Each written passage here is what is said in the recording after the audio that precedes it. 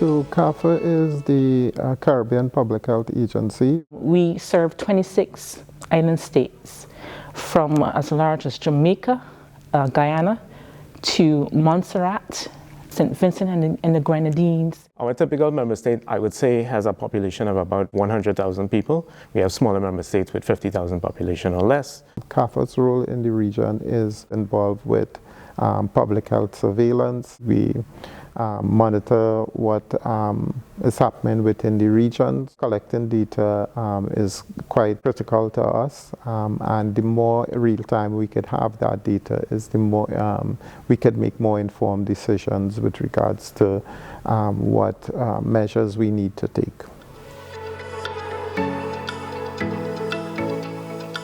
I am the head of the Chronic Disease and Injuries Department, where we focus on the priority NCD. We look at NCD surveillance, also NCD management, of course, being involved at the regional level in terms of development of policy to help reduce the impact of NCDs on the Caribbean region. Within our region, over 70% of the causes of death are due to NCDs. And post-COVID, that has increased, certainly. And we know that it is an issue that we continue to grapple with. And if we are able to collect data from within our region and analyze it and come up with the appropriate interpretations, that makes a big difference, because it reflects what is on the ground, and therefore your interventions will be more targeted. I'm a biostatistician in the HC department, which is responsible for communicable disease surveillance. Our main data set is syndromic surveillance data.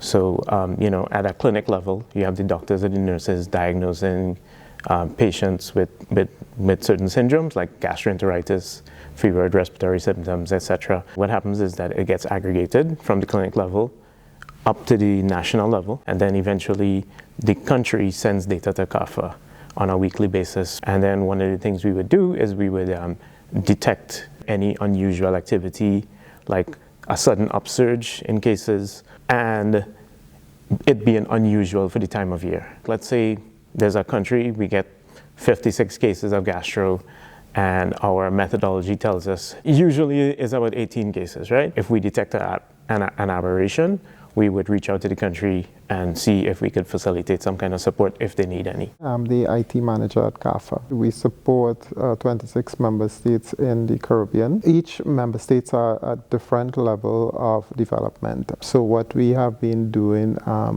we have been using open source applications similar to DHIS2 and trying to help member states move away from the paper-based environment to a more digitalized environment. So DHIS2 is our primary data storage now. So before, countries would submit data to us via email. They would have a spreadsheet. They would fill out like this template spreadsheet, send it to us. Our data entry staff would enter it into the database, and then our surveillance staff would pull it out of the database and do reporting. And we had a bunch of different applications. And how we work with DHIS2 is that we're kind of making it uniform. So for one, we don't have multiple databases anymore. In a lot of cases, we get in data captured directly using DHIS2 as opposed to the email. There are some countries that are more developed than others. They have their digital system. So in cases like that, what we try to do is have a more efficient way of collecting data. This would ultimately help us in getting data in real time, which would allow us to make more informed decisions with regards to public health issues. Before we worked with DHIS2, we had a lot of different systems to maintain. We were doing a lot of stuff in different systems, and doing consolidated reporting was substantially more difficult than it is now. And now DHIS2 has allowed us to do a lot of stuff in the same place. Our reporting has improved because everything we had before, we've replaced with something equivalent in DHIS2. And then we also have the ability to create new visualizations, and maybe users who didn't have any input in creating visualizations or reports now have that ability via DHIS2. It's also enabled us to do other reports that we weren't doing. And also, implicitly our member states get reports that are more relevant to them. So as opposed to they send data to CARPHA once a week and CARPHA sends out a regional report to everyone. Now everyone can go into DHIS2 and see their data. So one, yes, we are putting out faster data. Two, we are also doing stuff that we didn't do before. And three, people are seeing things more specific to them.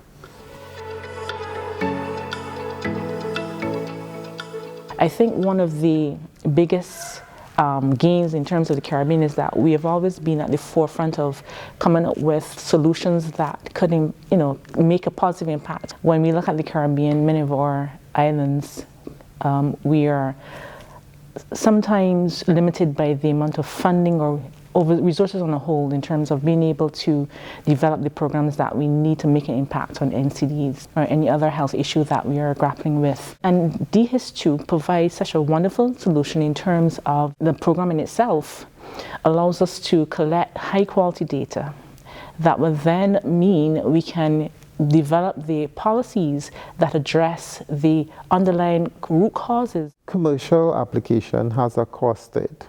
With DHIS2, once you have the capacity, you could expand the use of the application without incurring any major additional costs. Part of our mission is really to help the countries build that capacity, so we introduce DHIS2 to them. We have workshops where we show what are the benefits of using a tool like DHIS2. We use it primarily for environmental health, but we have realized the massive potential of it in terms of reporting and analytics.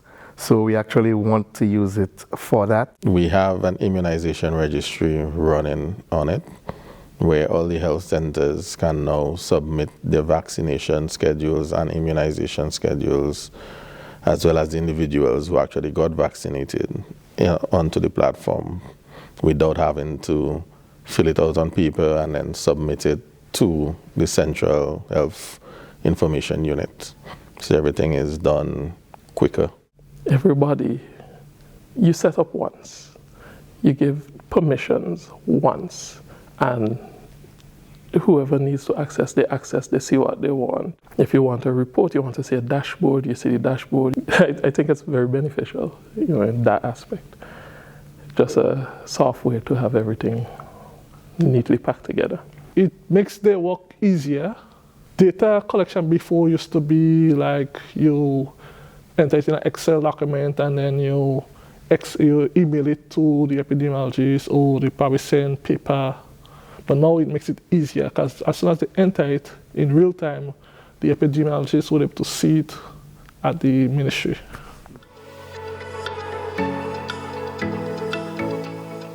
One of the things about DHIS2 is the ability to scale not only within the sphere of public health. And I think for member states, I'm hoping that one of the takeaways is that the application is extremely flexible, and they should be able to use that flexibility of the application to make changes and customize the application to suit their needs with regards to different program areas. DHIS2 also open up doors or provides avenues for new learning, in that things that you thought were not possible, when you come to learn of other instances where people have tried it before and you think of what is the solution I need for this problem, you recognize there's something that you can use and then customize to suit your situation at a cost that's reasonable and can be afforded by countries within the region. We didn't think about the value too much. We were thinking about, okay, they had this process where they're sending emails, right? And we thought, okay, we are replacing that process. And we kind of emphasized like, okay, let's just replace that. But what we found is people were asking like, okay, how do I access my data? How do I do this? I saw that you had this dashboard up. So we created an initial dashboard. So it was like, oh yeah, how would I add this to the initial dashboard?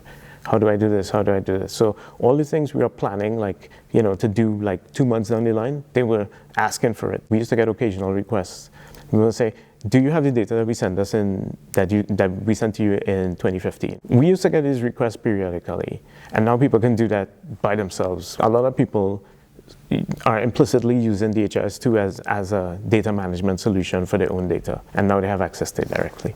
We are the regional public health agency for the Caribbean, and we do work with partners. That's one of our biggest strategies in terms of being able to address the issues related to health within the Caribbean. It means that we have to engage with our partners, obviously come up with solutions that at the end is beneficial to our member states. So we work with the Pan American Health Organization, we work with persons from the WHO, also some of our regional partners such as the Healthy Caribbean Coalition. All the partners are coming together to work on policy, to come up with solutions, making sure that we have high quality data, that we can really make a difference in terms of our programming, development of policy, so that at the end of the day, we're able to create that environment that can make a difference in terms of an individual who's living within the Caribbean. We'd just like to take the opportunity to thank our supporting partner who has been helping us along in this journey. And we were excited to have the opportunity to continue building the capacity of DHIS2, not only within CARPHA, but in our member states. So I'd like to thank our donor partners for their continued support.